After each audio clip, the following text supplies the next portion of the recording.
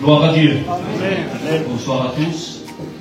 Que la paix de Dieu puisse demeurer sur chacun d'entre vous. Aujourd'hui, plus que jamais, nous avons besoin, non la paix du monde, mais la paix de Dieu. Amen.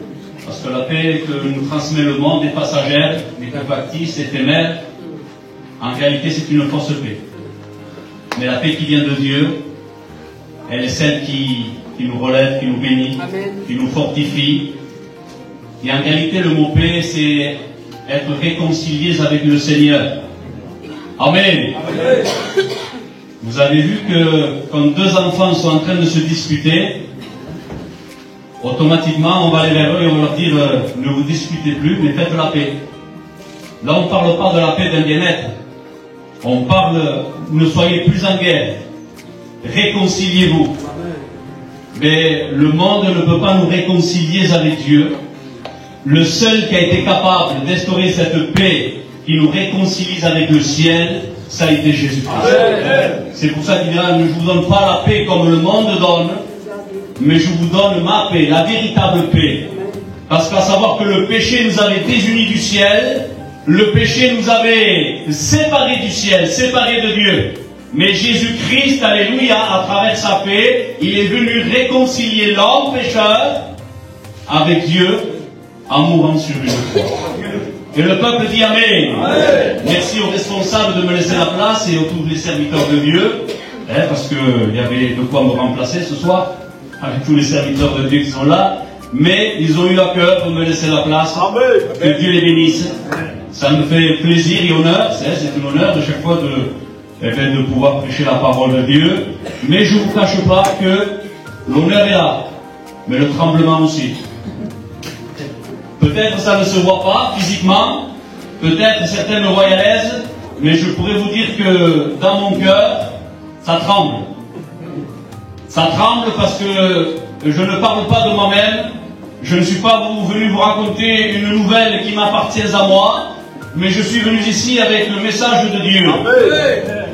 Et vous allez dire, mais quelle prétention de dire qu'il vient avec un message de Dieu. Ce n'est pas de la prétention, c'est de la foi. Je suis convaincu dans mon cœur que Dieu a mis un mot, peut-être un seul mot, mais un mot de Dieu est capable de faire beaucoup de choses. Un mot de Dieu est capable de guérir un malade. Un mot de Dieu est capable de sauver un perdu. Un mot de Dieu a été capable de dire à Lazare, sors. Et Lazare est sorti. Un seul mot de Dieu et ça porte la vie. Alors ce soir, je suis convaincu dans mon cœur qu'à travers la parole de Dieu, elle va apporter la vie ce soir. La parole de Dieu va bénir, va relever, va fortifier. Mais il y a une seule façon pour que la parole de Dieu soit efficace. Il faut qu'elle soit dite avec amour, mais vérité. On ne peut pas tordre le sens des Écritures de la parole de Dieu, parce que des fois, on a peur, mais qu'est-ce qu'on va dire? Alors je vais essayer de parler, mais je vais aller à droite pour revenir à gauche, ou à gauche pour revenir à droite. Laissez-moi vous dire, alléluia, que la parole de Dieu n'est pas de tournant, la parole de Dieu est droite. Amen. Amen. Amen. La parole de Dieu, elle est sans raccourci. La parole de Dieu, il n'y a pas plus droit que la parole de Dieu. La parole de Dieu, elle n'est pas là pour nous passer de la pommade. La parole de Dieu, elle guérit d'elle-même. Elle n'a pas besoin, alléluia, de dire des choses à moitié ou plus que la corde. Non, la parole de Dieu est juste ce soir. Et je crois de tout mon cœur que la parole de Dieu va être un bénéfice pour nos âmes. Bien sûr que moi, en tant que jeune, je m'adresse à des anciens ce soir. Vous comprenez très bien que je ne veux pas m'adresser n'importe comment en parlant avec les autres anciens. Il y a des cheveux blancs au milieu de nous. Je ne veux pas parler comme moi je veux, vous le comprenez très bien. Et la parole de Dieu m'enseigne à moi. Elle m'enseigne à moi. C'est marqué dans 1 Timothée au chapitre 5. Mais dit Samuel, quand tu reprimandes, ce n'est pas interdit, mais attention. Elle me fait comprendre cela avec crainte et respect. Ne réprimande pas n'importe comment. La Bible me dit ne reprimande pas rudement le vieillard, ou l'ancien, mais exhorte-le comme un père. Amen.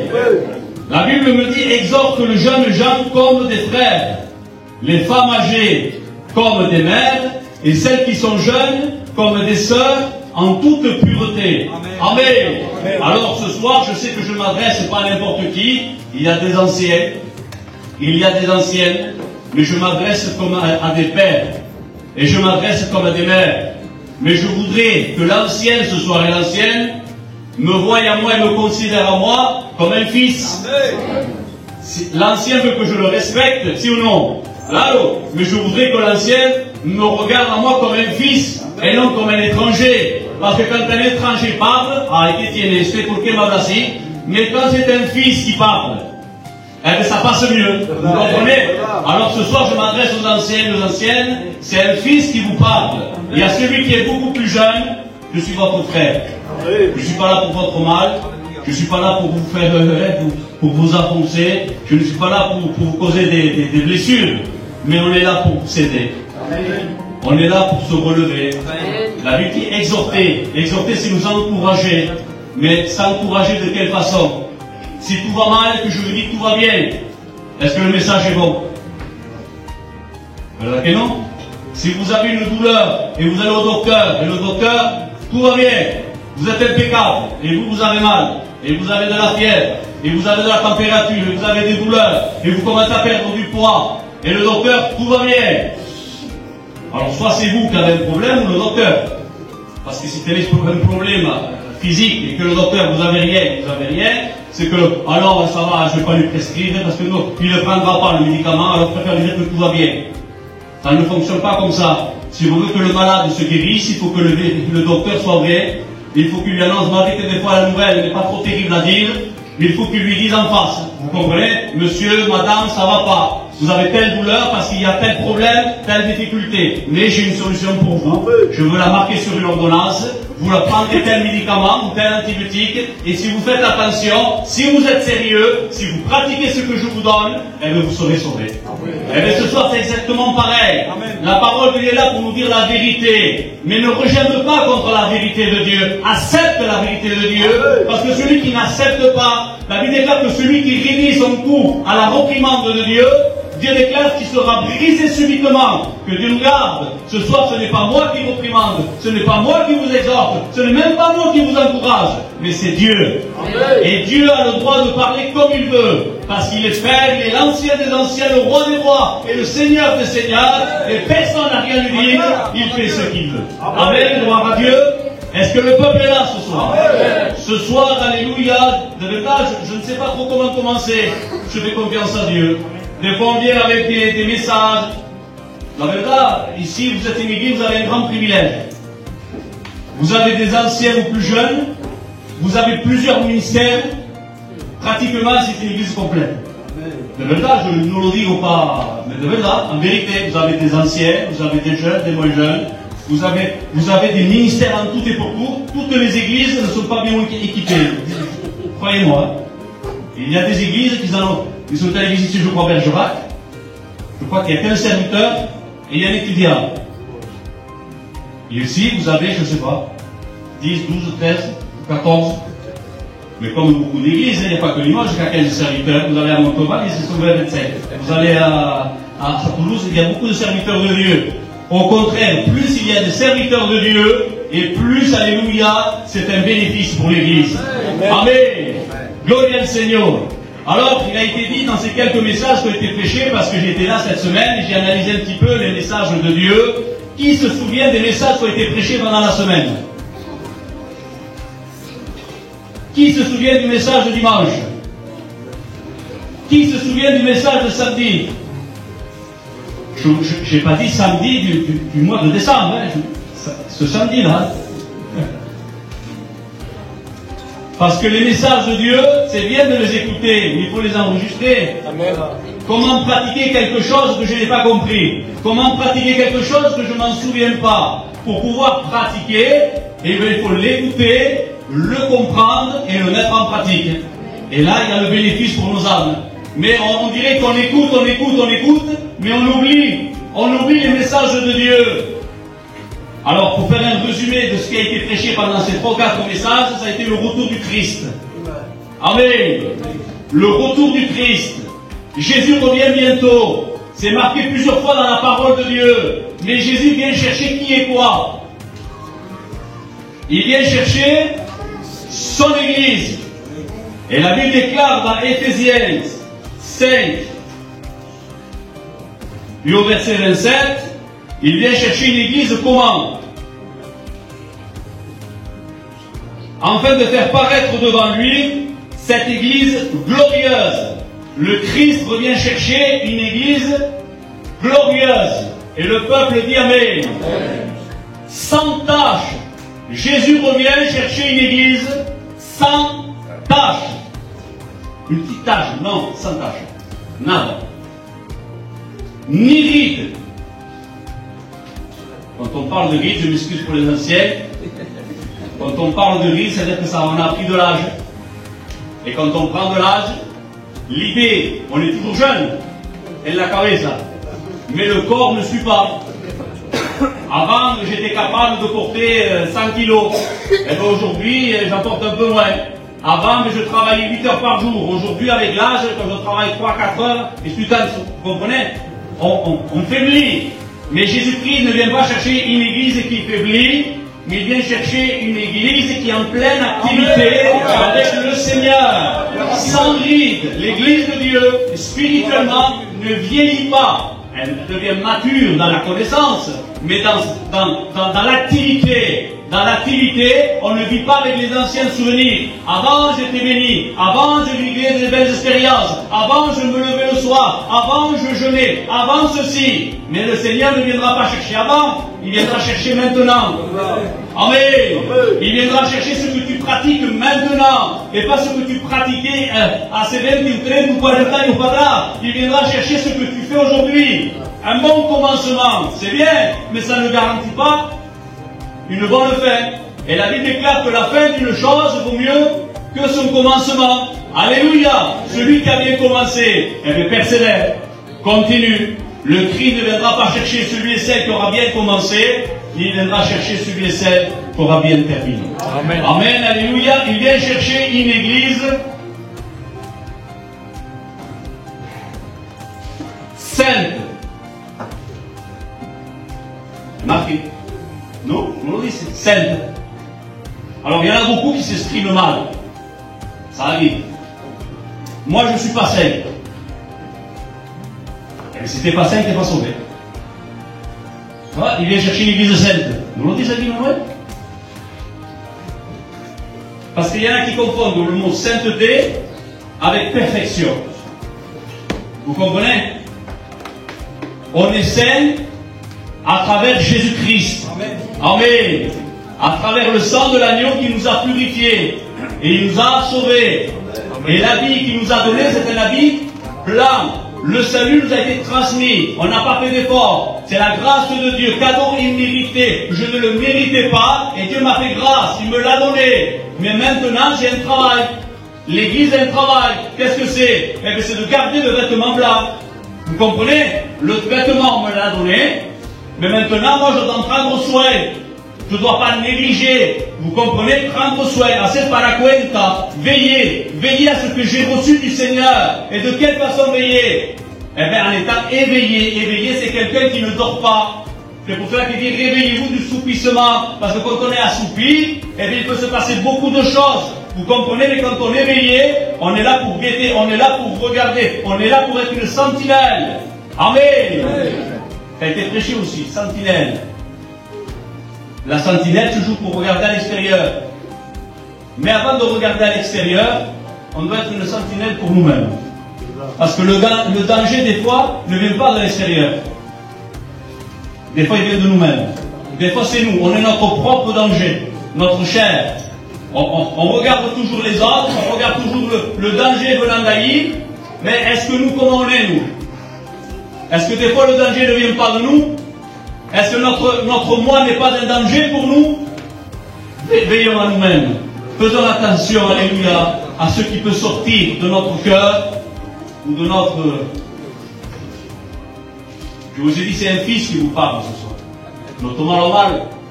Et quand on parle de bouche, Jacques dira que la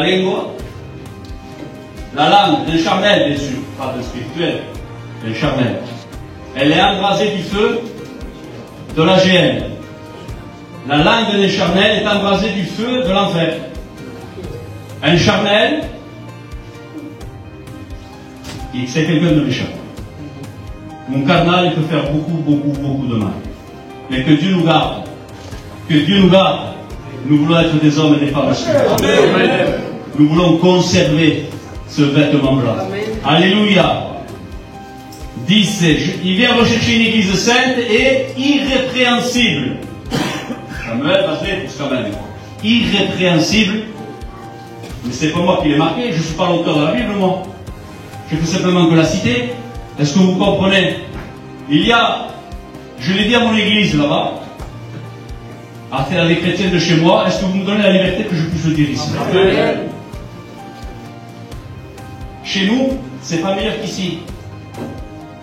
On est le même peuple, nous chrétiens, on est végétables, avec nos qualités, avec nos défauts.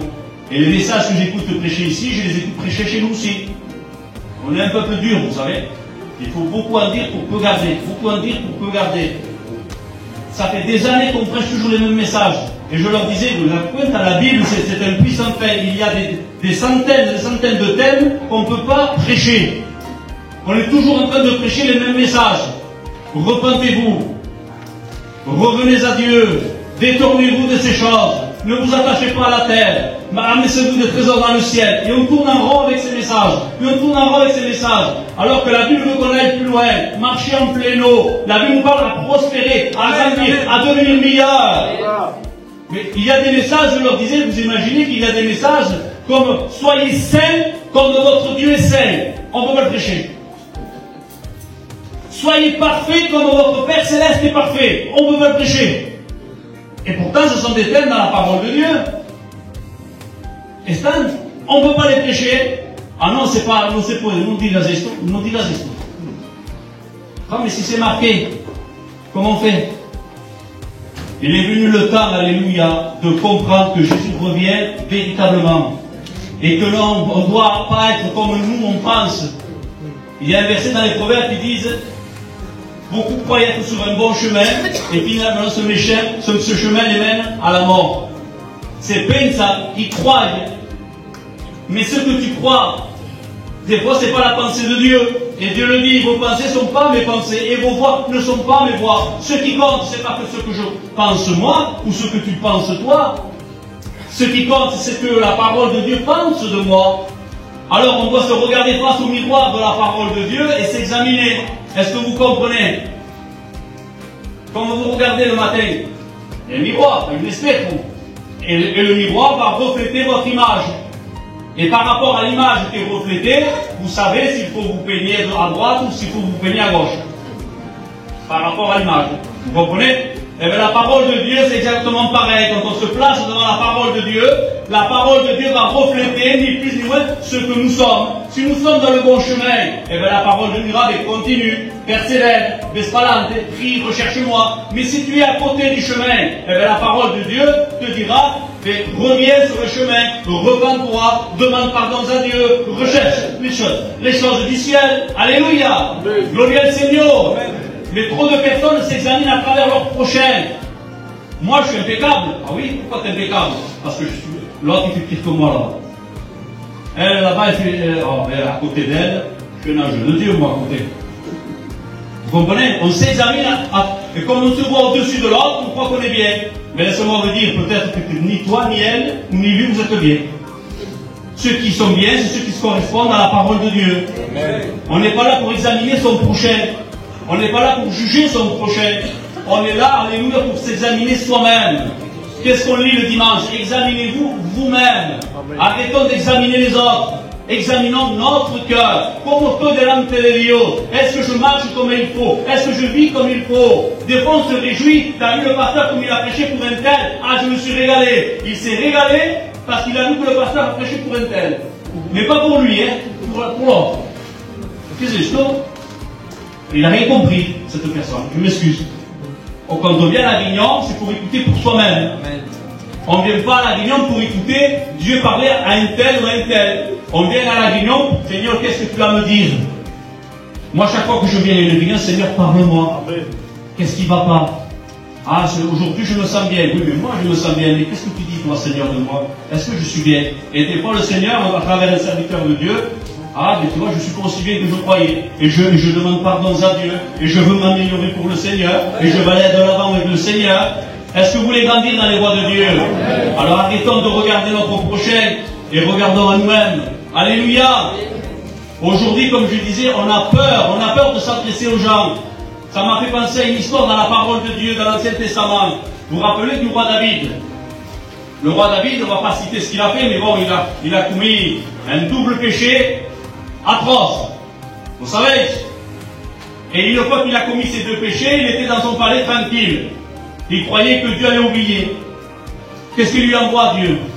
Un prophète, le prophète Nathan. Vous le lirez, 2 Samuel, chapitre 12, l'histoire. Et le prophète Nathan, il vient. Mais le prophète Nathan, voilà, c'est un prophète de Dieu, mais ça reste un homme. Et devant lui, il y a un roi. Et le roi, vous savez très bien qu'un roi a le droit de vie ou de mort sur ces sujets. Vous le savez très bien. Alors comment lui dire maintenant que ce qu'il a fait, c'est pas bien? Comment Comment je fais? Roi David, oui, il s'est passé quelque chose. Il va lui raconter une histoire. Comme ça, une parabole, comme ça peut-être il se verra, peut-être il comprendra. Vous comprenez? Il n'est pas allé direct, il s'est servi de la parabole. Comme nous, des fois, on fait. Bartimée, bon chemin, il était aveugle, il y a qui comprennent ce qui se passe, voilà. Et oui, on prêche sur Bartimée pour que les aveugles se voient. Vous comprenez? Parce que c'est trop difficile d'aller voir la personne, hein, mon frère, tu es aveugle. Demande-le à Dieu. On ne peut pas le faire. Alors on prêche Bartimée. Eh bien Nathan, c'est ce qu'il a fait. Je connais un homme qui était riche, il avait beaucoup de biens, beaucoup de filles, beaucoup de bétail, et il avait reçu un invité, un voyageur, et au lieu de se servir de ses biens à lui, eh bien, il a regardé un peu à droite, il avait un petit pauvre là-bas, il avait une brebis, une seule, il aimait, et ça la cuidava, et il savait sous casa, c'était la gloria de sous casa, vous comprenez un petit peu cette brebis-là. Eh bien, tu sais ce qu'il a fait, David, ce riche-là, au lieu de se servir de ses biens, il est allé prendre la brebis de celui qui n'en avait qu'une, pour faire le festin à son invité. La Bible déclare que la colère de David s'enflamma. Et oui, parce que celui qui vit dans le péché, il reste toujours un bon juge pour les autres, vous comprenez? Et oui, parce que lui, il est aveuglé pour lui, mais il a les yeux bien ouverts pour les autres. Vous comprenez? C'est pas parce qu'on pratique le péché qu'on est aveugle pour tout. On est aveugle pour nous, mais pas pour les autres. Et bien David, il n'a pas compris le message. Il n'a pas vu arriver. Eh bien cet homme mérite la mort. Mais il ne savait pas qu'il venait de donner sa propre condamnation. Parce que s'il aurait su, je pense qu'il aurait dit à cet homme, bon, pour sûrement quand il mal rato, il y a une mouche qui a dû le piquer, je ne sais pas, il n'était pas bien. On va trouver une solution pour lui. Mais lui croyait que ce n'était pas lui. Il jugeait le cas de là-bas. Mais quand c'est pour les autres, on devient des bourreaux. Mais quand c'est nous, il faut nous comprendre. Aspetta, sentate, je vais t'expliquer lo che mi ha passato. Te lo voy a explicar. Parce que tu has visto lo que he hecho, pero no ves cómo se ha pasado. Mais en réalité, la dégradation du roi David, elle ne s'est pas faite quand il a fait l'acte. C'est parce qu'il y avait déjà un moment qu'il avait dégradé dans sa vie spirituelle. Parce qu'au lieu d'être dans le combat, il était dans son palais. C'était un homme qui était actif pour les choses de Dieu. Et quand on perd le combat, quand on n'est plus dans le combat de Dieu, quand on n'est plus dans la présence de Dieu, eh bien, qu'est-ce qui se passe? Eh bien, on commence à convoiter les choses qui ne sont pas à nous, eh bien, on les désire. Vous comprenez? Mira l'autre, il a prospéré, il a ça, moi je ne l'ai pas, moi aussi je le veux. L'autre il a ça, il a acquis ça, moi aussi je le veux. Pourquoi? Parce qu'il n'est plus dans la présence de Dieu. Nous sommes en contact, il n'est plus dans le travail de Dieu. Mais quand on est dans le travail de Dieu, nos yeux ne sont plus portés sur la richesse des ici-bas. Quand on travaille pour Dieu, eh bien, les yeux sont fixés dans le ciel. Alléluia. Voilà le pourquoi. Et David n'était plus dans la présence de Dieu, alors il a voulu convoiter, il a acquis quelque chose qui ne l'appartenait pas, il a commis le péché, et le prophète est venu le reprendre. Mais comme le prophète voyait qu'il ne comprenait rien, David, quand il est allé direct, David, ya que lo comprendes, je vais te le dire. Cet homme, c'est toi. Ah là, il a reçu un coup de fusil important. Mais, est-ce que c'est méchant ce qu'il a fait, le prophète? Si c'est nous qu'on le fait là aujourd'hui, eh bien, on va pas le reste là. Mais la parole de Dieu, elle est comme ça. Vous comprenez? Elle est directe avec vérité. Ce n'est pas parce que c'est dit directement que ce n'est pas avec amour. Est-ce que vous comprenez? On dit la vérité, vous comprenez? On touche peut-être la blessure, mais comme dit sur le nombre de Dios, avec d'une main on touche la blessure, mais avec l'autre main il y a un pansement. Vous comprenez? C'est pour guérir. La parole de Dieu n'est pas là simplement pour appuyer et te laisser dans ton état. La parole de Dieu te montre ton état et elle te donne la solution pour t'en sortir de ton état. Alléluia. Alors il a dit, c'est toi David. C'est toi qui t'es mal comporté. C'est toi qui as péché. Alors David, qu'est-ce qu'il a fait David? Il n'a plus dit un mot, il s'est repenti. Et quand il s'est repenti, il a obtenu grâce. Amen. Et oui, parce que quand on avoue et quand on délaisse, on obtient miséricorde. Mais celui qui cache ses transgressions, ou celui qui veut maquiller ses transgressions, ou celui qui les avoue à moitié, ou alors j'ai un pourquoi je l'ai fait, et bien la Bible déclare qu'il ne prospère pas. Je donne un conseil sur une personne ce soir qui serait dans une position, j'ai fait un mal, mais il faut me comprendre. Moi, je peux te comprendre, mais ce n'est pas moi qui va te gracier ce soir. Car il t'accepte de la cruz. Et quand on s'approche de Jésus, je te donne un conseil si tu veux être pardonné. Vous voulez le savoir, le conseil? Ne t'approche pas en tant que coupable, en tant qu'innocent, mais approche-toi en tant que coupable. Parce que l'innocent, c'est lui. Lui, c'était une victime. Lui, c'était la victime. Lui, il n'y avait aucune condamnation en lui. C'était l'innocent qui a payé pour les coupables. Et chaque fois qu'on s'approche de la croix, on doit s'approcher en tant que coupable. Je l'ai fait, Seigneur. C'est vrai qu'on m'a poussé à le faire. C'est vrai, Seigneur. Mais je ne devais pas le faire. Parce que ta parole déclare, veillez et priez, afin de ne pas tomber en tentation. Si je suis tombé en tentation, c'est parce que je n'ai pas veillé. C'est parce que je n'ai pas prié. Alors, Seigneur, je suis coupable. Pardon, Seigneur. Pardon, Seigneur. Ayúdame. Et le Seigneur, quand quelqu'un reconnaît, il avoue, il délaisse, il obtient miséricorde. Parce que nous avons le Dieu d'amour, le Dieu de grâce, le Dieu qui relève, le Dieu, alléluia, qui ne veut pas ton pire, mais il veut ton meilleur. Alléluia. Le Seigneur veut te relever ce soir à une condition d'accepter la vérité de Dieu. Mais ce n'est pas Dieu qui t'a dit de le faire. Après, il faut assumer ses conséquences, vous comprenez? Mais Dieu bénit, Dieu relève, mais Dieu fortifie. Amen. L'apôtre Pierre n'a pas une oreille. Et quoi?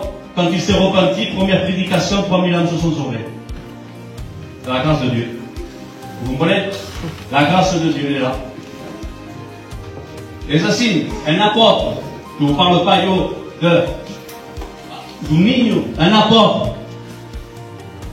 c'est un ministère. Son ancien, qui c'est qui l'a éduqué à Pierre? Son ancien, Jésus lui-même. On ne pouvait pas avoir un ancien meilleur que lui. C'est possible, non? Avec tout le respect que je dois aux anciens ici, mais Jésus c'est l'ancien des anciens quand même. Et quand les anziano, io intendo et tout, io Gesù mismo. Amen. Jésus c'est l'ancien, oui. Oui, mais tout en étant Jésus, il peut tomber. Et entre vous et moi, est-ce que Pierre disait l'oreille? Je ne pense pas qu'il disait l'oreille. Je pense qu'il disait la tête. Et par chance, le soldat qui était en face de lui, il a dû esquiver. Mais pas assez. S'il aurait esquivé de 5 cm, il avait pourquoi l'espalde là, vous comprenez? Mais il a visé la tête, donc il voulait lui donner la mort. Et aux yeux de Dieu, le désir suffit. C'est ou non? Le désir, je ne le fais pas, mais le désir, c'est comme tu l'aurais fait. Si désir la muerte de uno, mais je ne l'ai pas fait, hein? Et pour Dieu, tu aimes prier. Donc à ce moment-là, Pierre était un meurtrier. Mais quand il s'est repenti, qu'il pleura amèrement, quand la personne s'arrepiente, Dieu ne l'a pas rejeté, Dieu l'a pardonné. Dieu l'a gracié. Alléluia. Si ce soir on reconnaît et on demande pardon, Dieu n'est pas là pour te rejeter ni te juger. Le Seigneur peut sauver ce soir. Et qu'il est salvar. Alléluia. Le message n'est pas là pour condamner. Celui qui condamne, c'est le mal, vous comprenez? Nous on est là pour se sauver ce soir. Alors pour celui et celle